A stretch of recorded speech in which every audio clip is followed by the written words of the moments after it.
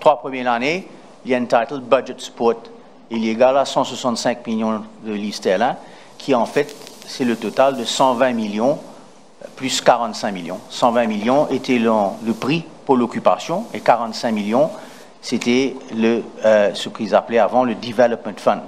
Donc, une des issues qui nous tiennent, c'est pour qu'ils nous gagnent casse en avance et pour qu'ils soient capables d'utiliser ça comme nous voulons. Parce que nous trouvons dans l'accord qui ça Development Fund là, il y a certaines conditions attachées à ça et nous avons envie sans ça, et en anglais, on a accepté sans ça. Et c'est pour ça que les 3 premières années, les 165 millions de livres sterling as budget support, c'est-à-dire nous sommes capables de faire un peu ce qui nous besoin avec ça. Et puis à partir de la 4e année, il pourrait tomber 2 chiffres, c'est-à-dire 120 millions étant de use and occupation et 45 millions pour le budget support.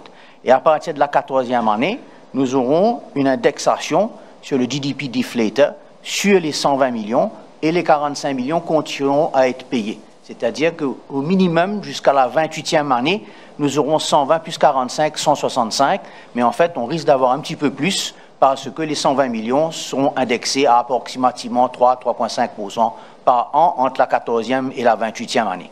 C'est à partir de la 28e année, donc à partir de la 29e année, qu'il n'y aura plus d'éléments de 45 millions et qu'on aura simplement le annual payment, comme on appelle, de 120 millions, plus GDP deflator until the 99th year. Donc, il n'y aura pas d'autres négociations.